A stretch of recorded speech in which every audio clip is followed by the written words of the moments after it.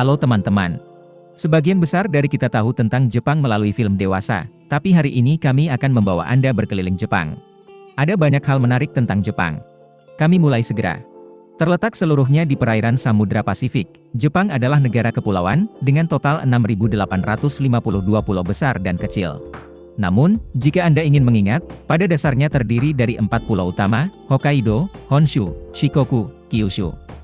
Total luas permukaan pulau adalah 377.915 km persegi. Agar lebih mudah diingat, Anda bisa membulatkannya menjadi sekitar 378.000. Dan populasi saat ini lebih dari 126 juta orang. Berbicara tentang kondisi, Jepang seperti anak yang lahir dari keluarga miskin, jelek, sehingga menghadapi banyak kekurangan. Dari segi topografi, 73% wilayahnya ditutupi oleh perbukitan dan pegunungan. Di dalamnya terdapat 532 gunung yang tingginya lebih dari 2.000 meter. Hal-hal ini membuat pembangunan rumah, jalan, dan struktur di Jepang menjadi sangat sulit dan sangat mahal. Hanya 27% daratan yang berupa dataran, tersebar di antara pegunungan. Disinilah daerah perkotaan berkembang dan padat penduduk. Contoh, dataran Nobi adalah rumah bagi 7 juta penduduk, kota Osaka memiliki 19 juta penduduk.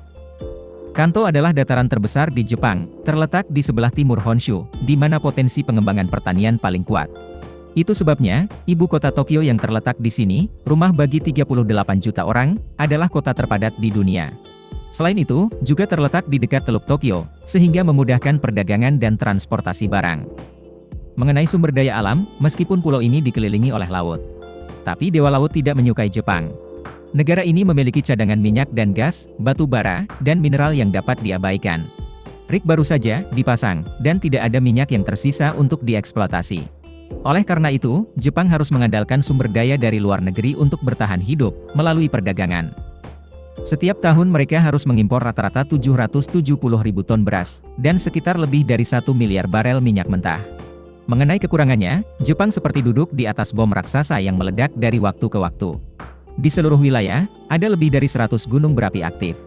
Dan rata-rata, ada sekitar 1.500 gempa bumi setiap tahun. Dari jumlah tersebut, sekitar 66 gempa bumi menimbulkan korban jiwa dan kerusakan. Baru-baru ini, pada tahun 2011, gempa bumi berkekuatan 9 skala Richter menyapu banyak kota pesisir dan menewaskan 15.893 orang.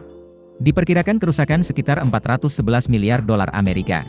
Pada saat yang sama, itu menciptakan tsunami, menyebabkan bencana nuklir di pembangkit Fukushima. Kemudian, gelombang protes terhadap energi nuklir menyebar ke seluruh negeri, menyebabkan semua pembangkit listrik tenaga nuklir tutup. Saat ini, hanya 4% listrik Jepang yang berasal dari tenaga nuklir, jauh lebih kecil dari 30% sebelum 2011. Alasan mengapa Jepang sering mengalami gempa bumi adalah karena dilahirkan di tempat yang salah. Letak negara kepulauan ini merupakan pertemuan 4 lempeng tektonik. Setiap kali mereka terbelah atau bertabrakan, bencana datang. Lokasi topografi dan alam membawa kerugian bagi Jepang. Namun sebaliknya, ini juga membantu Jepang menghindari invasi asing. Secara historis, bangsa ini tidak pernah ditaklukkan oleh kekuatan luar. Sebagian alasannya adalah karena letaknya cukup jauh dari kekuatan besar. Sebuah invasi tunggal terjadi pada abad ke-13. Bangsa Mongol menyerang Jepang 2 kali dari barat daya, tetapi keduanya gagal. Penyebabnya bukan karena kuatnya tentara Jepang, melainkan karena badai yang melanda kapal-kapal Mongol. Melalui serangkaian informasi yang baru saja kami berikan kepada Anda, sekarang mari kita lihat apa yang dimiliki Jepang saat ini. Mereka adalah kekuatan ekonomi terbesar ketiga di dunia, dengan PDB nominal dan berbasis daya beli keduanya melebihi angka 5 triliun dolar pada tahun 2019. PDB per kapita sekitar 40.000 dolar per bulan.